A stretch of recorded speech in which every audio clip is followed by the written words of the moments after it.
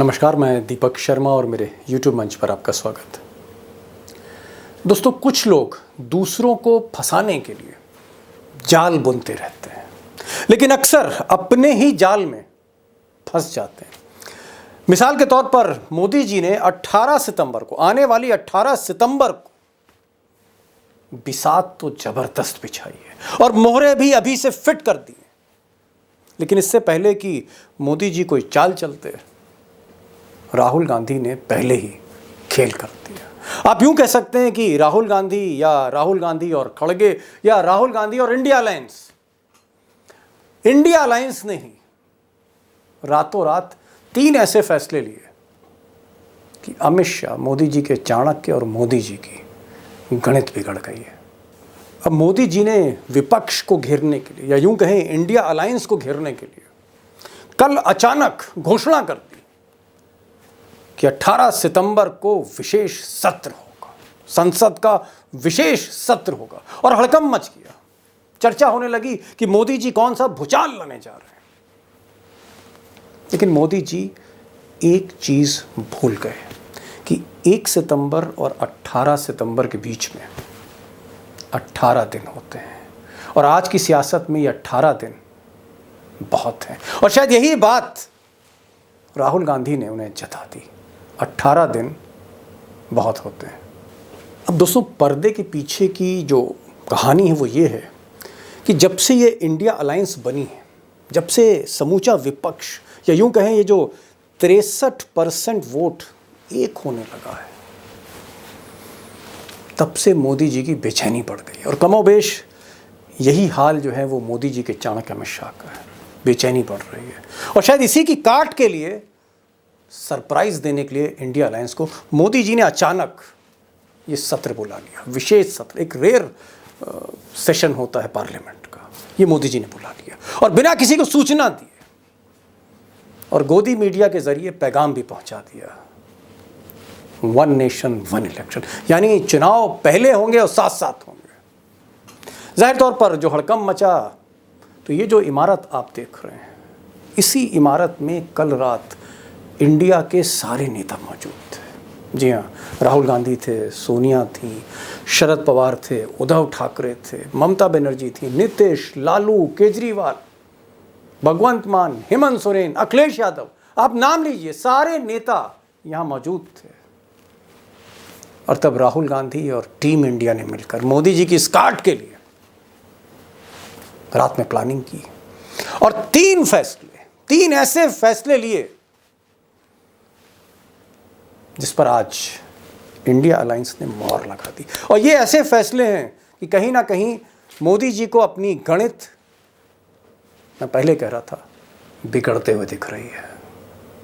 अब ऐसा कहा जाता है कि राहुल गांधी और जो बड़े सीनियर लीडर हैं, जैसे नीतीश कुमार हैं या फिर स्टालिन हैं या सीताराम येचुरी, इन लोगों ने कहा कि भाई अब मीटिंग का टाइम नहीं बचा है। मोदी जी ने उधर से चाल चल दी है, मोदी जी खेल शुरू करने जा रहे हैं। अब टाइम मीटिंग का नहीं बचा है, अब सीधे एक्शन लेना होगा, सीधे तैयारी करनी होगी, सीधे मैदान में उतरना होगा। और शायद ममता, केजरीवाल सब सहमत थे, क्योंकि मोदी जी ने और शाह साहब ने ऐसा डरा रखा है, चाहे ईडी के बहाने, सीबीआई के बहाने, जेल के बहाने, छापों के बहाने, संविधान बदलने की धमकी के बहाने, कोई भी आप कह लीजिए इशू उठा के देख लीजिए, एक डर खौफ पैदा कर रखा है, जैसे लोकतंत्र ना हो, किसी तानाशाह का राज। और यही जो डर है, यही मोदी जी के लिए मुसीबत बनता जा रहा है, क्योंकि कहीं ना कहीं इंडिया अलायंस ने बहुत तेजी से एक्शन लेना शुरू कर दिया कल रात से। और ये जो 3 फैसले मैं बता रहा हूं, 3 फैसले ये हैं। सबसे पहले कमेटियां बना ली गई, हर कमेटी बन गई है रातों रात, जिस पर आज मोहर लगी, सारी कमेटियां बन गई। और सबसे बड़ी बात यह है कि राहुल गांधी ने कहा, मैं किसी कमेटी में नहीं रहूंगा, ना मैं प्रधानमंत्री के रेस में हूं, ना मैं किसी कमेटी के रेस में हूं, ना मैं कोई फैसला, मैं सिर्फ मोहब्बत की दुकान खोलूंगा, आपका साथ दूंगा और आपके लिए जहां भी मुमकिन होगा कुर्बानी करने को तैयार हूं। तो ये कमेटियां फटाफट बन गई। सीट शेयरिंग, सीटों का बंटवारा कैसे होगा, केजरीवाल और कांग्रेस में बातचीत कैसे होगी, पंजाब में, दिल्ली में कैसे सीटें बटेंगी। आश्चर्य मत करिए, केजरीवाल तैयार है हर शर्त के लिए, क्योंकि राहुल गांधी कोई शर्त नहीं रख रहे। हर आदमी अपनी तरफ से कुछ ना कुछ कुर्बानी करने को तैयार है। ये मैसेज राहुल गांधी ने दे दिया। तो सीट शेयरिंग का काम शुरू हो चुका है। और तीसरा बड़ा फैसला कि अब रुकना नहीं है, सीधे जनता के बीच में जाना है। अब मीटिंग नहीं करनी, अब कमेटियां मीटिंग करेंगी, नेता जनता के बीच में होंगे। और आने वाले दिनों में बहुत जल्द, इससे पहले कि मोदी जी रैली करें, अमित शाह रैली करें, इंडिया अलायंस के दर्जनों नेता लखनऊ में होंगे, पटना में होंगे, भोपाल में होंगे, हैदराबाद में होंगे, मुंबई में होंगे, अहमदाबाद में होंगे, जयपुर में होंगे, छत्तीसगढ़ में होंगे। देश भर में जनता के बीच में रैलियां शुरू होने जा रही हैं। दोस्तों, जहां इंडिया अलायंस ने 3 बड़े फैसले रातों रात ले लिए, वहीं मोदी जी हैं जो 3 गलती कर गए हाल फिलहाल में। अभी गलतियां क्या हैं? ये गलती मुझे लगता है सबसे बड़ी गलती जो आज खड़गे साहब ने कही कि बिना सूचना के, बिना किसी को इन्फॉर्म किए आप ट्वीट करके बता रहे हैं कि विशेष सत्र होगा, जो सत्र होता नहीं है। जो हिंदुस्तान में जितनी भी सरकारें आई, विशेष सत्र, स्पेशल सेशन एक रेयर ओकेजन है। इतना बड़ा आप सत्र करने जा रहे हैं अचानक और ट्वीट से कह रहे हैं। और उसके बाद ये जो 18 सितंबर का जो सत्र है, इसके पीछे जो कहानी है जल्द चुनाव कराने की, ये जल्द चुनाव कराने की बात कहीं ना कहीं इंडिया अलायंस को चुभ गई और शायद तभी ये फैसले लिए गए। तो दूसरी गलती, जल्द चुनाव दिसंबर में कराने की और बिना किसी से बात की है। जैसे सत्र वैसे ही चुनाव, तैयारी हो रही है अंदर ही अंदर, बताया नहीं जा रहा। और तीसरी गलती जो कर रहे हैं, 15 सितंबर की डेडलाइन दी है उन्होंने संजय मिश्रा को, ईडी चीफ को, कि जिस पर भी जरा सा भी रत्ती भर गुंजाइश हो तो जेल भेज दो। वो चाहे छत्तीसगढ़ के मुख्यमंत्री हो, चाहे वो झारखंड के मुख्यमंत्री हो, चाहे वो दिल्ली के मुख्यमंत्री हो, रत्ती भर गुंजाइश है तो जेल भेज दीजिए। इसका भी असर उल्टा पड़ा। आप यूं कह सकते हैं कि एक तरफ मोदी जी का अहंकार था जो गलत फैसले लेने पर मजबूर कर रहा था, हड़बड़ाहट में, जल्दबाजी में, बिना किसी से सलाह लिए। अहंकार की यही निशानी होती। और दूसरी तरफ एक विनम्र व्यक्ति राहुल गांधी, वो अपनी विनम्रता से जो भी आ रहा है गले लगा रहा है, पुराने गिले शिकवे भूल के। आप सोचिए, केजरीवाल और राहुल गांधी, कांग्रेस, ऐतिहासिक लड़ाइयाँ होती रहीं, वो दोनों आज एक मेज पर बैठ के खाना खा रहे हैं। तो कहीं ना कहीं राहुल गांधी की जो विनम्रता है वो हावी होती गई मोदी जी के अहंकार पे। अब दोस्तों, मोदी जी क्या कर रहे हैं, वो क्या निर्णय ले रहे हैं, और उधर जो इंडिया अलायंस है वो क्या रणनीति बना रही है, मुझे लगता है कि इसकी बड़ी तस्वीर दिखाने की आज मैं कोशिश करूंगा। और इत्तेफाक से हमारे एक साथी सुधीर सूर्यवंशी, जो अक्सर रूबरू होते हैं, ये पिछले 2 दिन से मुंबई के इस होटल में, ग्रैंड हयात में, जहां इंडिया अलायंस की बैठक चल रही, मीटिंग चल रही थी, जहां सारे नेता इकट्ठे थे, उसी होटल से रिपोर्टिंग कर रहे हैं। और आज उसी होटल से ये लाइव होंगे आपके लिए। तो हम इनको सुनेंगे, जो सबसे मुलाकात कर रहे हैं, चाहे वो नीतीश हों, चाहे वो राहुल गांधी से भी इन्होंने सवाल जवाब किए हैं, सुधीर सूर्यवंशी ने उद्धव ठाकरे से भी किए, शरद पवार से भी किए, केजरीवाल से भी बातचीत है, सबसे बातचीत है। उसका एक निचोड़ कि व्हाट्स गोइंग टू हैपन, भीतर की कहानी क्या है, वो भी मैं आपके सामने रखूँगा। और प्रोफेसर रविकांत साहब होंगे, पैनी निगाह रखते हैं सियासत पर। ये बहुत सी चीज़ें मैं सवाल इनसे भी पूछूंगा कि ये खेल किस तरफ बढ़ रहा है, ये जो कौन सा रास्ता है जहां पर ये टकराव होने जा रहा है, और ये टकराव इंडिया और एनडीए का कितना ज़बरदस्त होगा, इस पर भी मैं बातचीत करूंगा। और मुझे लगता है कि सितंबर का महीना शुरू हो चुका है और इस पर, इसके हर पहलू पे, हर पल पर गौर करना ज़रूरी है। चलते हैं सीधे सुधीर सूर्यवंशी जी के पास, होटल ग्रैंड हयात मुंबई, और रविकांत जी के पास लखनऊ। समय नहीं लूँगा, सीधे चलते हैं मेहमानों के पास। मैं प्रोफेसर रविकांत जी के पास आऊँगा। मैं 2-3 मेरे सवाल हैं, क्योंकि आप इस वक्त इस स्पॉट पर हैं जहाँ पर मीटिंग हो रही थी, और हमारे दर्शकों का, दोस्तों का सौभाग्य है कि हमारे पास आवाज़ सीधे वहीं से सुधीर सूर्यवंशी की जुड़ रही है जहां सारे फैसले लिए गए हैं, यानी वेन्यू से वो हैं। मेरा पहला सवाल, और बहुत जल्दी मैं जवाब चाहूंगा। नीतीश जी ने कहा, नीतीश कुमार को मैं सुन रहा था, नीतीश कुमार ने कहा कि चुनाव समय से पहले हो सकता है, रेड अलर्ट मोड में हम लोग हैं और हम लोग ने तैयारी शुरू कर दी है। तो ये जो तैयारी शुरू कर दी है, क्या वाकई तैयारी शुरू हो गई? संक्षेप में जवाब 30 सेकंड में। बिल्कुल, जिस तरीके से जो मेरे ख्याल से जो कन्वेनर के जो कंट्रोवर्शियल इश्यूज थे उनको साइड में रख के उन्होंने कोऑर्डिनेशन कमेटी अपॉइंट की। उनमें शरद पवार से लेकर काफी कद्दावर बाकी लोग और नए लोग, उनको दोनों का मेरे ख्याल से न्यू एंड ओल्ड उनको कॉम्बिनेशन करके 13 लोगों की कमेटी अपॉइंट की गई। उसके बाद में जी रिसर्च कमेटी, उसके बाद में स्ट्रैटेजी कमेटी, उसके बाद में मीडिया कमेटी, उसके बाद में कैंपेन कमेटी, ये सब कमेटी जी का गठन भी किया गया, नाम भी चुने गए। अब ये कमेटी को तुरंत अपना काम शुरू करना पड़ेगा और जी। रिपोर्ट मेरे ख्याल से नेशनल जो कन्वेनर कमेटी उनको क्या ये जो कमेटी है, सबमिट करना पड़ेगा। सुधीर जी, मैं जल्दी जल्दी जवाब चाह रहा हूँ, कई सवाल आपसे पूछने, फिर मैं प्रोफेसर रविकांत जी से फाइनल कमेंट इस पर पूरे पे लूंगा। एक सवाल ये आ रहा है कि ये जो कमेटियां बनी हैं, ऐसा तो नहीं है कि कांग्रेस सबसे बड़ी पार्टी है तो कांग्रेस के लोग ज्यादा हैं, या इसमें इक्वल डिस्ट्रीब्यूशन है? क्या इसमें समानता है? सारी पार्टियों को इसमें पूरा का पूरा प्रतिनिधित्व दिया जा रहा है इन कमेटियों में? सुधीर जी। देखो दीपक जी, मैंने बाकी जो लोग हैं ये कमेटी में उनसे बात किए, तो ये मीटिंग में ये तय हुआ कि ये कमेटी हम बना रहे हैं, तो वॉलेंट्री हर पार्टी ने अपने अपने जो लोगों का एक्सपर्टाइज है, जैसे मीडिया में जिसका एक्सपर्टाइज है, जिसका रिसर्च में जी एक्सपर्टाइज है, जिसमें कैंपेन का एक्सपर्टाइज है, ऐसे वॉलेंटरीली हर पार्टी ने अपने लोगों का नाम दिया गया। जी वो नाम मेरे ख्याल से वो कमेटी में इंक्लूड किया गया। कांग्रेस बड़ी जी पार्टी है, अलायंस में इसकी कोई दोहराई की बात नहीं, लेकिन ऐसी भी चीज नहीं कि कांग्रेस डोमिनेट कर रही है। जी। हर पार्टी मैं को समझ गया। इक्वल मैं समझाना रिप्रेजेंटेशन चाह रहा दिया हूं, आप गया जो है। कह रहे हैं, आप जो बताना चाह रहे हैं, आपका ये कहना है कि सभी पार्टियों ने अपने अपने एक्सपर्ट इस कमेटी में डाले हैं कि क्या चाहे, क्योंकि काम अच्छी तरह से हो। तो जितनी भी पार्टियां हैं, सबने अपने विशेषज्ञ इन कमेटियों में शामिल किए गए, इनमें कोई टकराव नहीं। केजरीवाल ने एक बात कही, केजरीवाल ने, मैं सुन रहा था, केजरीवाल, अरविंद केजरीवाल ने कहा कि हम किसी भी तरह से किसी पद के दौड़ में नहीं है। उनका इशारा प्रधानमंत्री के पद की तरफ था। उन्होंने कहा कि पद के लिए, कुर्सी के लिए, पोस्ट के लिए कोई झगड़ा नहीं हो रहा। आपको इन 2 दिनों में लगा, आप सारे नेताओं से मिले, आप सारे नेताओं के जो उनके सहयोगी हैं उनसे भी आपकी बातचीत हुई इन 2 दिन में। क्या आपको लगता है कि कोई टकराव है या सब कुछ एक रूपता के साथ जा रहा है? नहीं, मुझे सुधीर ऐसा जी। लगता है जो टकराव के जो सब्जेक्ट है, जैसे हम कंटीजियस इश्यू बोलते हैं, वो इश्यू ही कमेटी ये डिस्कशन में लाया नहीं गया। जैसे सीट शेयरिंग का हो, तो वहां पे एक किया गया कि जिस स्टेट में है, जैसे महाराष्ट्र में, यहाँ पे कोई ऐसा बड़ा कुछ मसला नहीं है, मामला नहीं सीट शेयरिंग के लेके।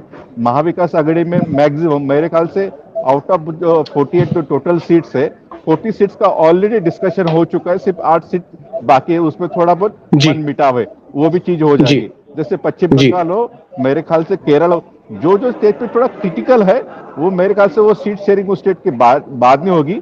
जो इजीली चीज होगी, जी। होने वाली है, वो चीज पे ऊपर वो सब मेरे ख्याल से कोऑर्डिनेशन कमेटी ध्यान देगी। प्रोफेसर साहब, आपने सुना, सुधीर जी मौके से हैं जहां पर ये मीटिंग हो रही थी 2 दिन से।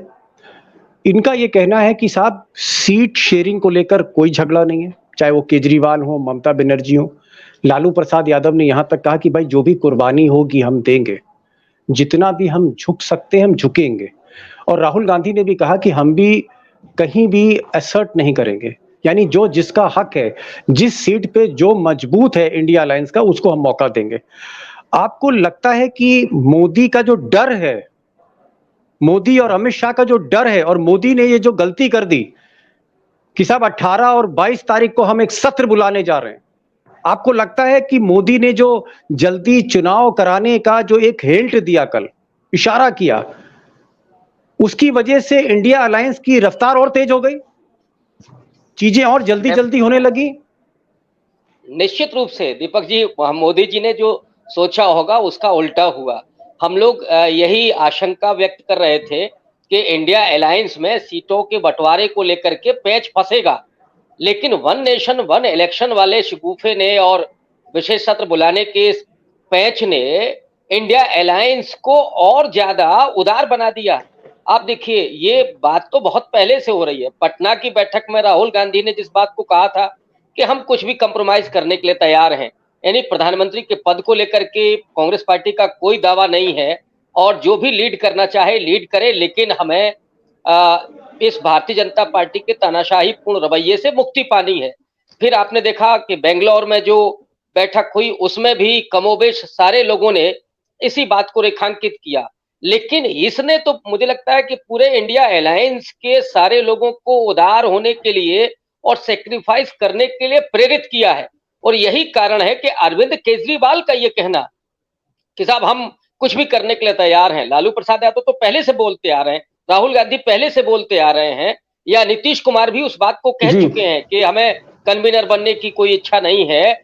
और डेफिनेटली आप जो कह रहे हैं मैं जी भी उसमें अपनी जी राय उसमें जाहिर कर रहा हूं कि इसने और ज्यादा नरेंद्र मोदी के दाव को उल्टा साबित कर दिया है उल- और इंडिया अलायंस को ज्यादा मजबूत और ज्यादा उदार बना दिया।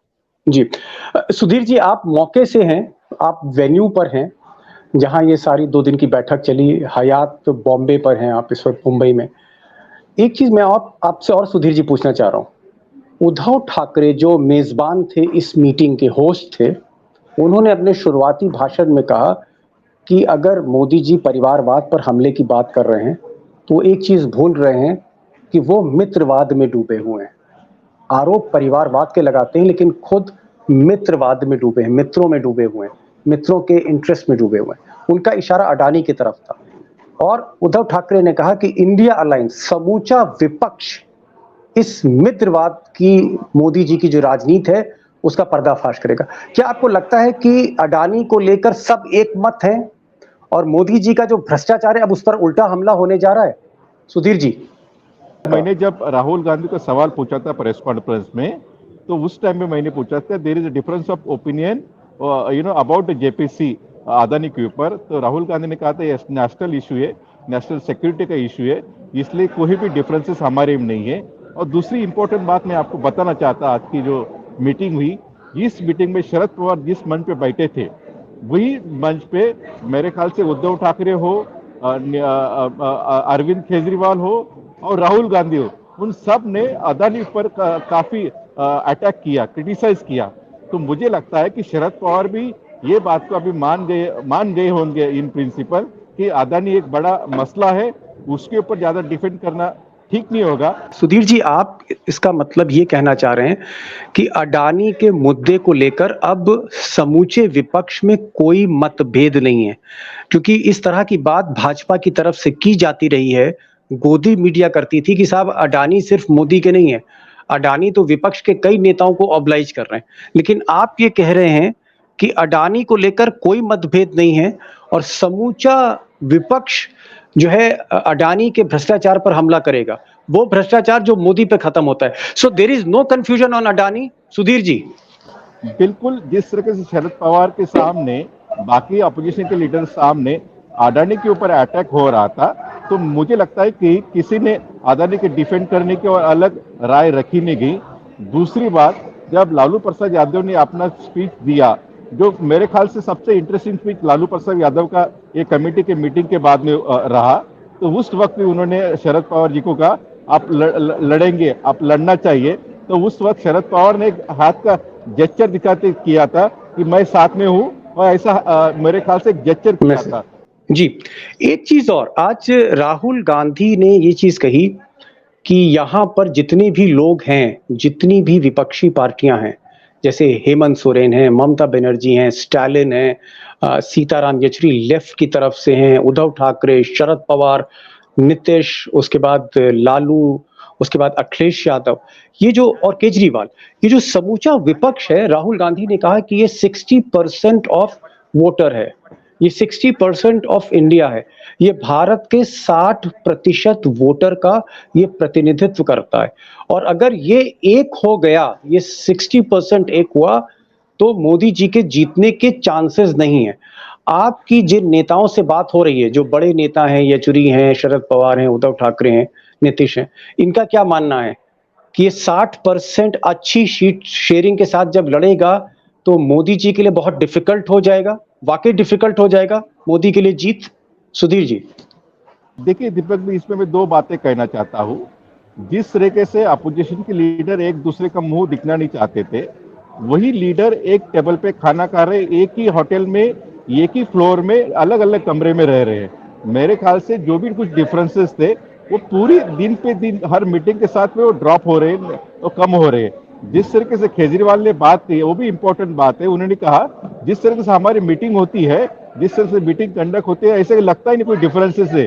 बहुत ही हंसी मजाक और प्यार के साथ हम सब सब्जेक्ट डिस्कस करते हैं और डिसीजन ले रहे हैं। तो मेरे ख्याल से हमारे में कोई भी डिफरेंसेस नहीं। एक बात केजरीवाल ने ऑन रिकॉर्ड कही। और दूसरी अच्छा। इंपॉर्टेंट बात मैं कहना चाहता हूँ, शरद पवार हो, ममता बनर्जी हो, स्टालिन हो, अरविंद केजरीवाल हो, साउथ के कुछ लीडर हो, वो हर अपने स्टेट को रिप्रेजेंट करते हैं। मेरे ख्याल से जिस तरीके से ने तमिलनाडु के चीफ मिनिस्टर एम.के. स्टालिन ने अपना पूरा स्पीच बॉम्बे में तमिल में दिया और लोगों ने उसको अप्रिशिएट किया भी। रविकांत जी, बहुत बड़ी बात कह दी सुधीर जी ने। उन्होंने कहा कि जब स्टालिन तमिलनाडु के चीफ मिनिस्टर ने अपना पूरा भाषण तमिल भाषा में दिया, ना हम समझे, ना सुधीर जी समझे, ना आप समझे, समझ तो किसी के नहीं आया। समझ तो राहुल गांधी के भी नहीं आया होगा, ममता बनर्जी की नहीं आया, समझ किसी को नहीं आया पूरे हॉल में, या जो तमिल जानते हैं उनको समझ में आया होगा। लेकिन तालियां सबने बजाई, तालियां सबने बजाई, स्वागत सबने किया। तमिल में भाषा समझ नहीं आई, तालियां सब बजा रहे हैं। क्या यही भारत की संस्कृति है? क्या यही फेडरल स्ट्रक्चर है? रविकांत जी। दीपक जी, मैं आपको एक ऐतिहासिक तथ्य बताता हूँ। जब गांधी जी अफ्रीका से वापस आए थे तो गोपाल कृष्ण गोखले जी उनके गुरु हुए। उन्होंने बताया आपको भारत भ्रमण करना है। जब गांधी जी ने गुजरात में उन्हें बुला करके एक व्याख्यान देने के लिए कहा, तो जब वो अंग्रेजी में बोलना शुरू हुए तो उन्होंने कहा नहीं, आपको अपनी भाषा में बोलना है। हम गुजरातियों को ये बात समझ में आए या ना आए उससे फर्क नहीं पड़ता, लेकिन बोलेंगे आप अपनी भाषा। तो गोखले जी ने मराठी में बोला और सबने तालियां बजाई। ये भारत के शुरुआत का दौर है, आजादी के आंदोलन का। ये शायद 15 या 16 की बात होगी, क्योंकि गोखले जी 1 साल के भीतर उनका इंतकाल हो गया था। तो ये जी। गांधी ने इस देश को बनाया है और वही संविधान सभा में फेडरल स्ट्रक्चर को बनाते समय इन्हीं भावनाओं का ध्यान रखा गया था। और यही कारण है कि आज उस चीज को देखिए, राहुल गांधी ने 1-2 बार इस तरह के स्टेटमेंट दिए हैं कि ये जी। राज्यों का संघ है, जिसको लेकर के राहुल गांधी पर हमला किया गया था। तो चाहे तमिल हो, चाहे बंगला हो, चाहे कोई और भाषा हो, वो हमारी सारी अपनी भाषाएं हैं और यही जी। इस देश का असली मर्म है और यही फेडरल स्ट्रक्चर है और यही भारत के संविधान का असली वो उसका स्वरूप है। जी। और मैं इसलिए सुधीर जी के महत्वपूर्ण पास है। आ रहा हूं। रविकांत जी, एक क्विक क्वेश्चन आपसे।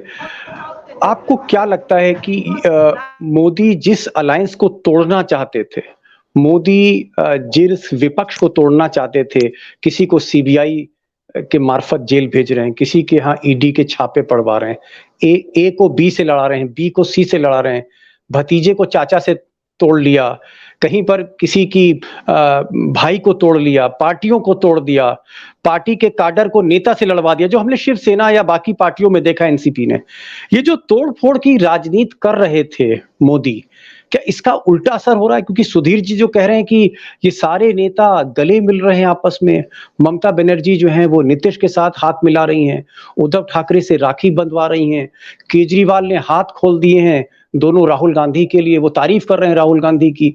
ये जो एक माहौल मैं देख रहा हूं, ये जो माहौल जहां सब सारे रंग इंद्रधनुष जैसे होते चले जा रहे हैं, सतरंगी, आपको लगता है कि ये दृश्य देख के कि केजरीवाल आगे चल के एक बहुत बड़ा कुनबा बन जाए, सारे लोग आ जाएं, चंद्रबाबू नायडू भी आ जाएं, सारे लोग इकट्ठे हो जाएं एक छतरी के नीचे, ये जो लोग आ रहे हैं, क्या यही मैसेज है मोदी को कि जितना तोड़ोगे उतना हम जुड़ेंगे?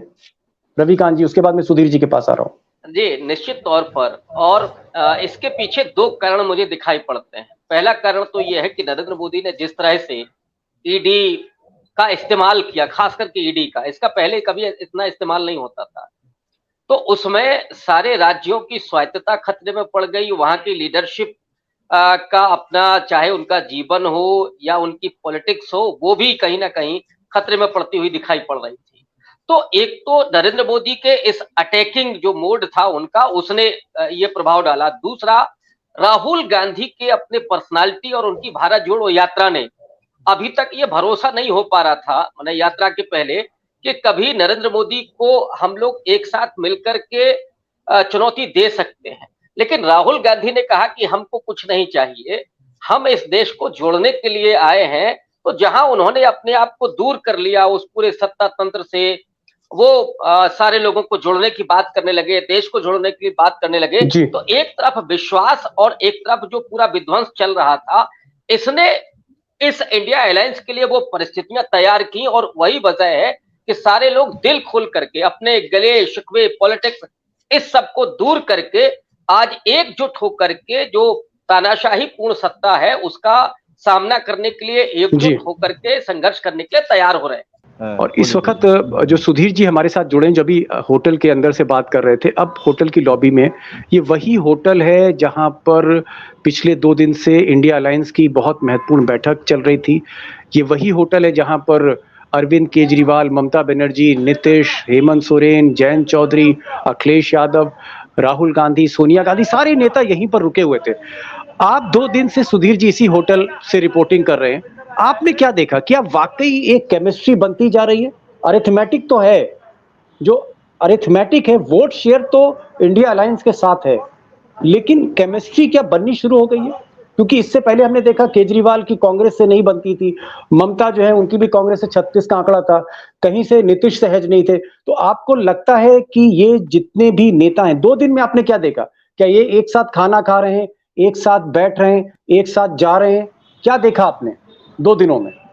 मुझे लगता है दीपक जी, जिस तरीके से हम अरिथमेटिक की बात कर रहे थे और केमिस्ट्री का सबसे बड़ा मसला था, लेकिन जिस तरीके से नेता यहाँ पे 2 दिन होटल में थे, फॉर्मल डिनर। आपने क्या क्या देखा ये दोस्तों को बताइए, हमारे दोस्तों मुझे को। लगता है आपने कि क्या क्या देखा? जो डिनर हुआ, बाद में हम जब लॉबी में कुछ लोगों से मिलते थे, बातचीत करते थे, जिस तरीके से नीतीश कुमार का मेरे ख्याल से वेलकम किया गया एयरपोर्ट पे, ढोल ताशे, जो मराठी लोगों का जो फेवरेट है, उसके साथ में सोनिया गांधी हो, बाकी साउथ के लीडर हो, नॉर्थ के लीडर हो, मेरे ख्याल से। और दूसरी बात, जो फोटोज में भी और एक दूसरे के मिलने में भी जो एक दूसरे के तरफ का जो लगाव है, जो बोनहोमी हम कहते हैं, वो काफी बोनहोमी भी काफी दिखाई। मतलब आपको ऐसा लग रहा था जैसे कोई एक बारात जैसी हो, घर जैसा माहौल हो, ऐसा लग रहा था आपको?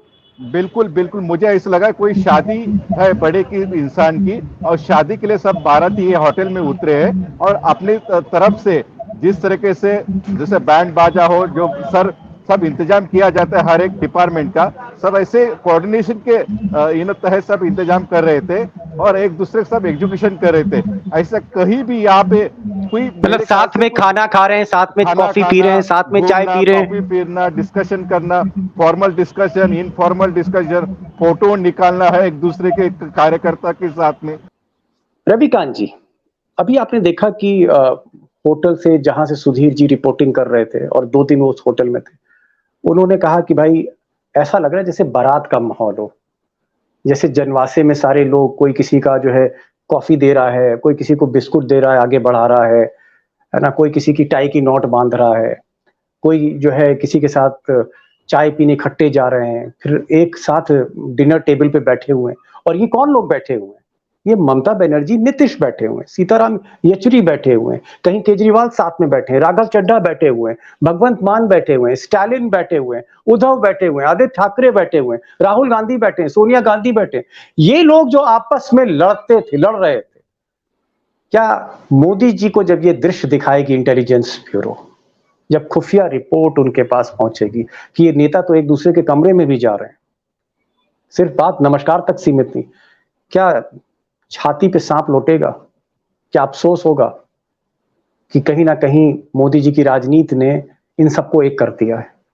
ये दृश्य जो आप कह रहे हैं डेफिनेटली नरेंद्र मोदी के सीने पर सांप लौटने की तरह होगा, और शायद हो सकता है कि आज उनको नींद ना आए, क्योंकि मोदी किसी भी हालत में रह सकते हैं लेकिन सत्ता के बगैर नहीं रह सकते। रविकांत जी आप आए, और इससे पहले सुधीर सूर्यवंशी जी हमारे साथ जुड़े थे हयात होटल मुंबई से, जहां पर ये 2 दिन की जो है कॉन्फ्रेंस हो रही थी, मीटिंग चल रही थी इंडिया अलायंस की। उनका भी बहुत बहुत शुक्रिया। रविकांत जी, आप समय निकालते हैं अपने बिजी शेड्यूल से। प्रोफेसर साहब, thank you so much for joining us. नमस्कार।